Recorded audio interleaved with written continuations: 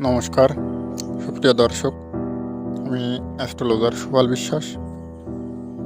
আজ রাশি অনুযায়ী ব্যবসায় উন্নতির টিপস নিয়ে আলোচনা করব এবং সেই সঙ্গে আপনার যদি গুপ্ত কোনো শত্রু থাকে কিংবা ব্যবসায় আপনার ক্ষতি করে থাকে, এই বিষয় থেকে আপনারা কীভাবে মুক্তি পাবেন এবং ব্যবসায় উন্নতি করতে পারবেন, এই বিষয়ে টিপস নিয়ে আলোচনা করব। সুপ্রিয় দর্শক, আজ বৃষ রাশির জাতক ব্যক্তিদের ব্যবসা এবং গুপ্ত শত্রু যদি থেকে থাকে, এর থেকে মুক্তি পাওয়ার মহা উপায় নিয়ে কথা বলব। প্রথম পদ্ধতি, নারকেলের আচার, পঞ্চামৃত, পঞ্চগব্য, ছাগলের দুধ, ঘৃত, মধু, চন্দন, রক্তচন্দন, তিলক, বেলপাতা, দূর্বা একসঙ্গে রেখে আপনার আশেপাশের নদী থাকলে সেই নদীতে জোয়ারের সময় খেয়াল করে নেবেন যেন ভাটার সময় না হয়। জোয়ারের সময় প্রবাহিত জলে ভাসিয়ে দিবেন।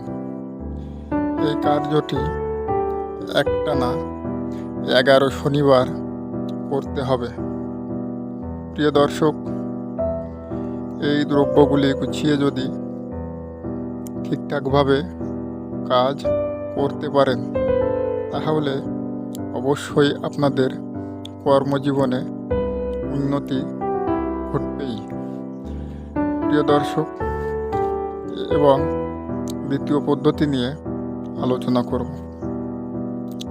বাদরকে দুধ, কলা, ঘি, মাখন একসঙ্গে মিশ্রিত করে খেতে দিন। সেই সঙ্গে আপনার আশেপাশের যদি কোনো বট গাছ থাকে, সেই বট গাছের গোড়ায় গরুর দুধ ঢালুন। এটিও শনিবার করতে হবে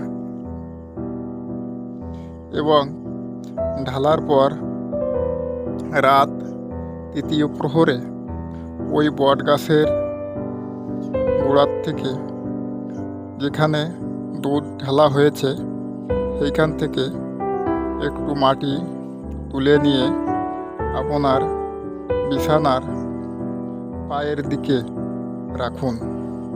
এই ক্রমে 7টি শনিবার কার্যটি করতে পারলে খুব দ্রুত আপনার মনোবাসনা পূরণ হবে এবং ব্যবসা বাণিজ্যের মজুত মালের দাম ফুলে ফেঁপে উঠবে। সেই সঙ্গে আপনাদের ব্যবসা পুনরায় আগের মতো চালু হয়ে যাবে।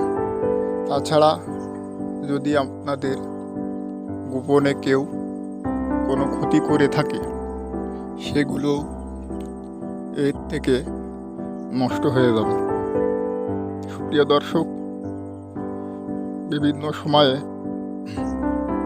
তন্ত্রমন্ত্র দ্বারা আপনার ব্যবসায় যদি ক্ষতি করে থাকে, অনেক কিছু করেও এর ফলাফল পাচ্ছেন না, তাহলে আপনারা সরাসরি আমার চেম্বারে অথবা অনলাইনে যোগাযোগ করতে পারেন।